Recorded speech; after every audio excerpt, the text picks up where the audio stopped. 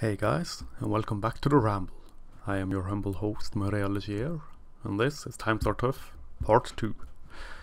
Times are tough, gentlemen. There's little point in denying that.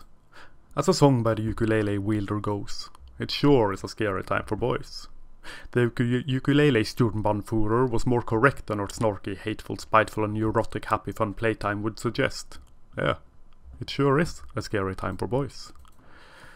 Back in my school days, I thought that the pinnacle of self-righteous, smug hatred and condescension from the harrowing harpies scorned was reached. It could not get any worse than this, I thought. Surely, the end of the line was reached. Girls and women were smarter than to fall for that nonsensical ploy, that ideological drivel, and so too were boys and men. This was my belief at the time, until I goddamned fell for it myself. In particular, since girls were ever so much more mature than the boys, one would assume they would not kowtow to their nonsense. This incredible maturity of the girls is what the teachers beat into our heads after all. So one would assume their capacity for reason and understanding would be higher. Boys are defective girls due to maturation, amongst other things. Shame, then, to bring the boys into compliance with the feminine model of behavior. Sit down, shut up, don't disrupt, and don't question authority. And so my tangled thoughts went.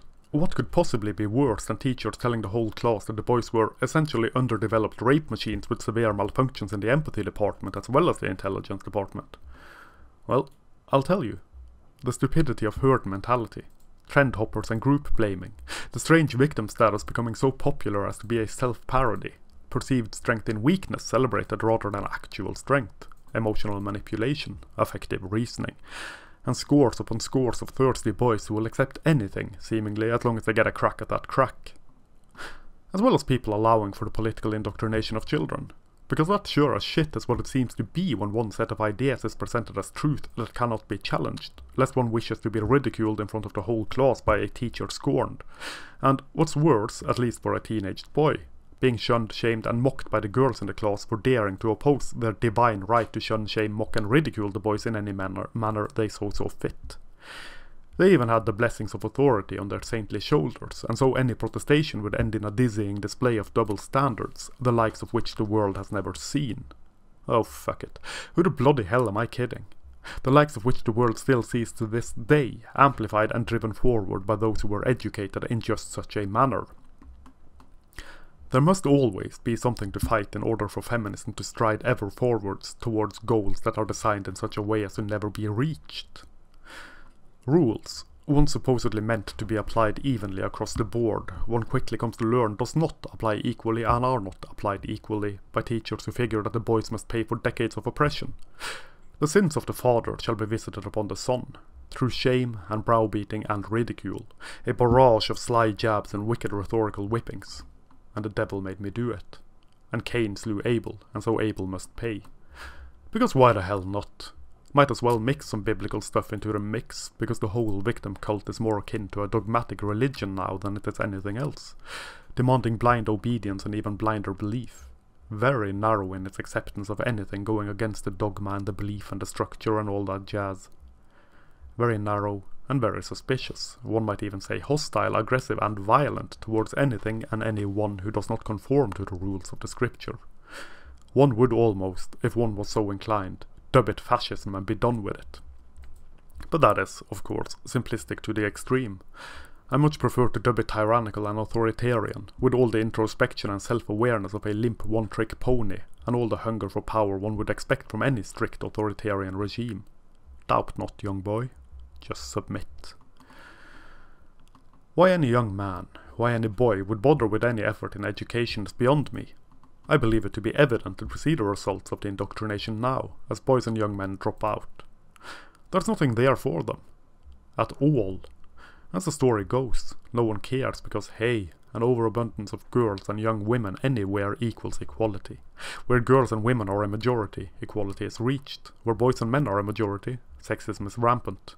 Likewise, where boys and men struggle, gender equality is evident. Boys dropping out? Good. And I say, crude as I am, you go boys, you fucking go. As goddamn sad as it is, as depressing as the trend of boys and young men dropping out is, I figure that dropping out is a necessary evil at this point. There's just nothing there. Not only dropping out of schools, but out of society as a whole, and such as it is. Not in any defeatist way, mind you, but in the most splendid turning of the back. To my eyes, as angry and bloodshot as they are at the moment from the chronic pain thing, the best way to say fuck you and fuck off to the whole stinking thing and sinking ship is for young men to turn their backs on society just as society has turned its back on them. It's payback time. And this time, it's personal. Fuck it. The feminist hordes wanted to make the personal political, and the political personal. Little did they figure that this line of thought would, in a strange and roundabout way, be adopted by men. Dropping out and not participating is the greatest show of political protest I have ever seen. And it's not even a protest. Not as such. It is glorious in its sad way. As stated, it is a damned tragedy which I would rather see not happening. But the more who drop out, the more who turn away, the more who turn their backs on the fraud and sham that is our so-called inclusive, equal and resilient societies, the better. Because you don't know what you've got till it's gone. I have noticed that the greatest strength and the greatest flaw of men is our individualism. This individualism is both a blessing and a curse, a necessity and an obstacle, depending on what and how and where and when. Our out-group preference and lack of in-group preference fosters individualism rather than collectivism. Men compete, all the time, whether conscious or unconscious. Come to think of it, it would be much more correct to say that men exist in a hierarchy all the time, whether conscious or unconscious. And if I have understood this correctly, this stretches back, far, far, far back to a time where survival, where mere existence depended much more on the typical masculine traits, now painted as toxic and damaging. To succeed, a man must be strong and willing to use that strength. Keep in mind that this does not mean only physical strength. Controlling one's emotions is a strength as well. A psychological strength that, one assumes, comes in quite handy when facing down some towering, lumbering beast that is to be hunted, or that hunts oneself, for that matter. That men compete does not mean that men are incapable of cooperation or functional communication, despite what the horrid harpies would claim. Merely gazing at the functional nature of military operations will prove that, or any other typical male job for that matter. Orders are delivered, carried out, and then it's on to the next task. It is highly functional, given that the chain of command is highly functional. If the chain of command is not functional, the chain of command is challenged and positions competed for. Now, obviously, this is a very simple way of putting it. I am a mere plebeian after all, neither educated nor schooled in any field but the pointless, vapid and self-aggrandizing field of art. Not that I believe art to be pointless, mind you. I quite enjoy art and wholeheartedly believe that it has its place and its purpose. But I find it very difficult not to get disillusioned by the entire world of art such as it is, with its nonsensical wailing and pretentious douchebaggery. The worst part of art is the goddamned artists. But I digress. Men tend to hunger for status and for purpose. This seems to be the gist of it. Whether conscious or unconscious, men tend to seek status and men tend to seek purpose. If I am to hazard a guess, I would dare state that the purpose, strictly biological, is to procreate. To, in essence, become a father and care for a family. And who is better suited to do that than a man with status, strength and purpose? Now, I am aware that society has changed. I'm not living under a rock. Not at the moment anyhow. I emerged and felt the sun on my face some time back. Then I crawled into a somewhat bigger cave to get drunk and grow my beard. There's more to society than simple biology, and our societies have, at least supposedly, opened up in such a way that the purpose of life is no longer merely life and the creation of new life. At least on the superficial, societal plane. I am not, however, convinced that the biological drive has changed, be that in men or in women. The reptile brain is as the reptile brain does, and we are all mere beasts, domesticated primates roaming around, doing what we have done for all of eternity, yet labeling ourselves civilized and somehow removed from our primal ancestry. We are apes with heads too big for our shoulders. Men still provide, and men still protect, and women still seek just that. Addendum. Most of our leaders and rulers and politicians seem to be simians whose greatest strength is the ability to climb to the top of their ego and kill themselves by jumping to the level of their IQ. Being apes with heads too big for our shoulders, we created civilization, and we created laws and rules and regulations and codes of conduct meant to make it so that civilization and society such as it is could function, more or less, even when it has been dangling from short and curly hair over jagged rocks and crashing waves for most of recorded history. The barbarians are always at the walls and at our doors, and we are nothing but a stone toss away from chaos at all times. Little did we know, or care to admit, that the barbarian, that the primate, is still inside us. We smuggled that bastard beast over the walls, and we chained it and leashed it and tamed it as best we could with rewards in exchange for conformity. We organised our competition, some, including myself, would say to an obscene degree, and we smacked labels on it and we called it a day. Then we cared less and less about the past than about the present, but decided to gaze constantly and continuously into the future. Being progressive was the most important thing all of a sudden. Never stopping and enjoying, nor looking back and learning, but running like mad beasts forward in a stampede with neither a thought nor a care, until we reached a point where all that is old must not only be forgotten, but burnt and ruined. To make way for the new, even when no one cares to figure out exactly what the new is and what the new is to be built upon. As long as it is new, you know. It reminds me of those guys that gets a new cell phone the moment the latest model comes out. No matter that the old one is still working and the new one is overpriced and overhyped. Gotta have it, brah. Gotta have it. Why? Because it is new, goddammit. I enjoy technology very much, but Jesus tap dancing rim stealer, there is a limit to how often I care to get new stuff. Usually when old one breaks, which admittedly takes less time than it damned well ought to. I've got amplifiers from the 70s that still blow the lids of anything produced in the last 5 years.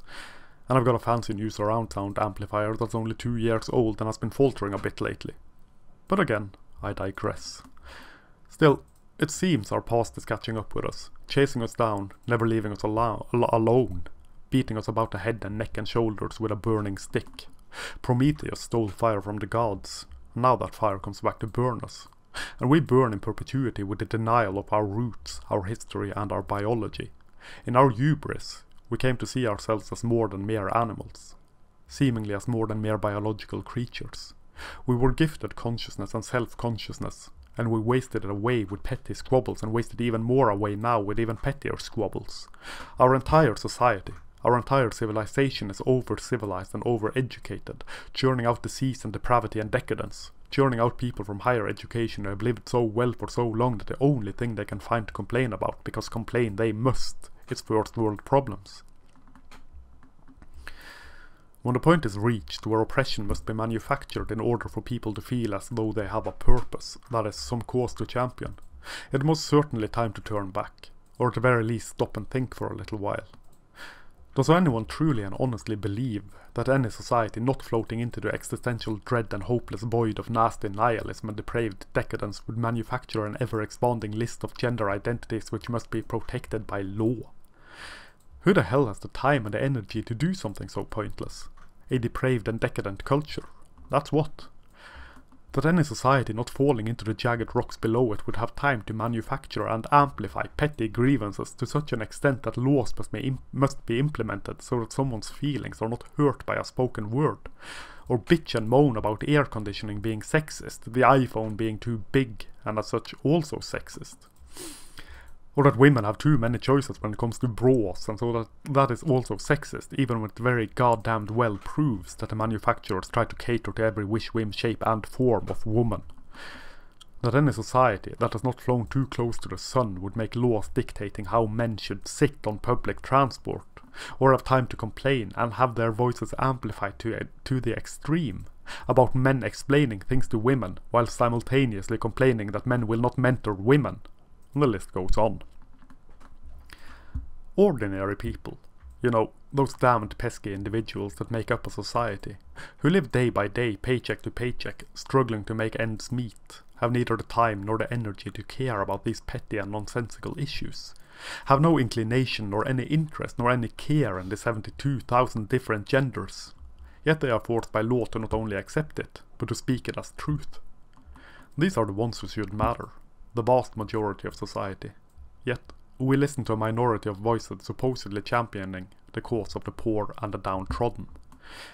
We have elected to listen only to a ruling class of people who have never once lived the lives of those whom they supposedly speak on behalf of.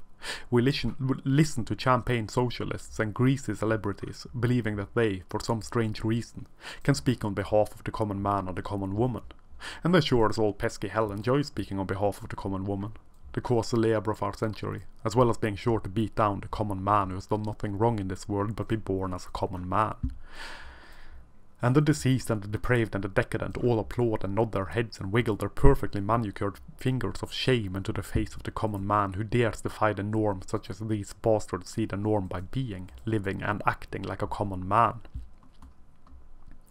For make no mistake about it, it is the common man that is being attacked by virtue of sharing a random chance with the top 1% of men, by virtue of the apex fallacy, by being superficially similar to the men who competed and then won in the eternal hierarchy that men live in.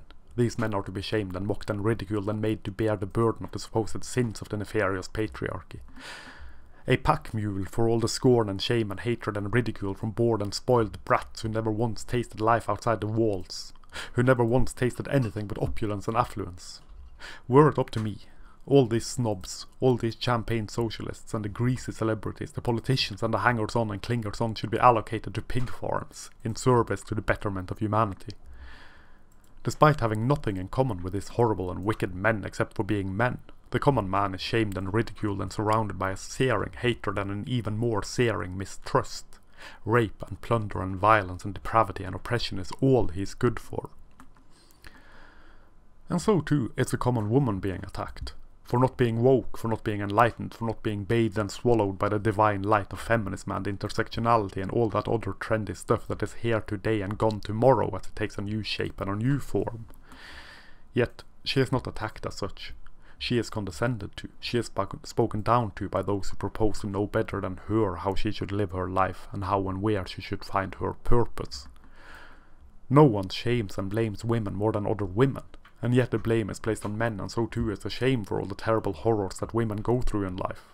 There has never been horrid misogyny so bad as the misogyny piled on a woman who dares defy the sisterhood, who dares state in no uncertain terms that she would much enjoy being a homemaker, thank you very much, or other such things that are sins to the eyes of the sacred sisterhood.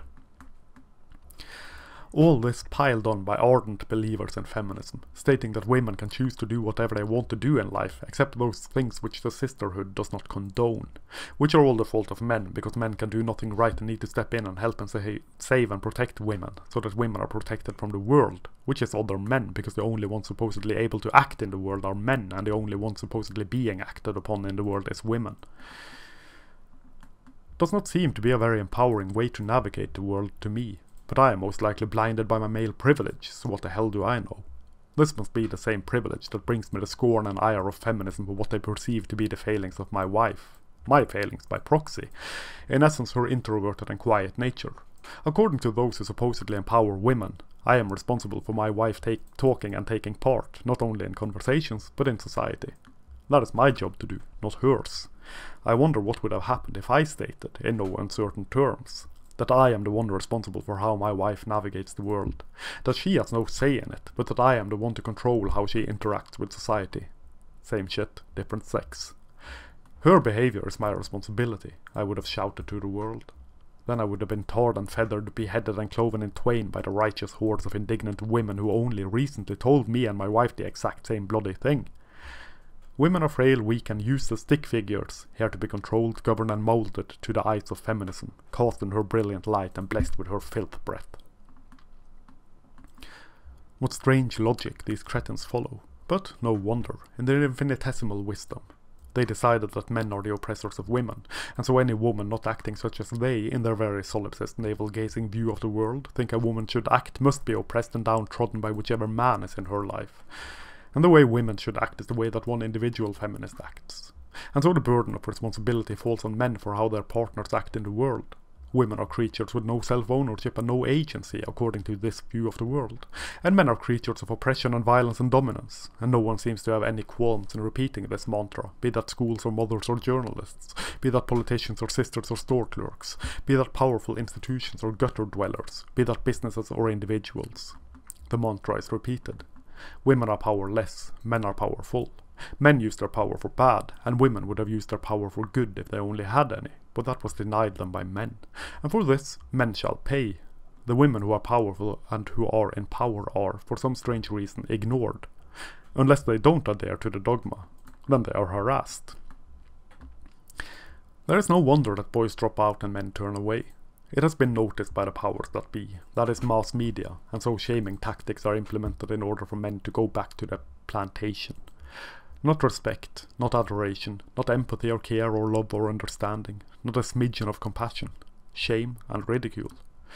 Men are weak and dare not take part. Men are scared of powerful women. Men are irresponsible. They would rather play video games than take part in adulthood. Men have no ambition. They don't care to better themselves. And on and on and on it goes. The supposed failings of men are men's own fault. Society, such as it is, plays no part in it. And men must fix themselves. Which I agree with, but not as the powers that be would have it. Little do they care to understand that the path that they inadvertently have opened up for men will lead to men fixing themselves. It just so happens to be in a way not accepted by the heavy-handed standards of conformity, and so that must be beat down, by any means necessary. And that ends part 2 of this ramble. Please join me next week for more, lest my eyes, ears and mouth is swallowed by this overwhelming urge I have to sit on my lazy ass, watch documentaries, drink wine and not give a fuck. Thank you very much for listening. I hope you enjoyed it more than my previous ramble. Please like, share, subscribe, check out the links down below if you should wish to support my ramblings, and I'll catch you next time. This is Muriel, signing off.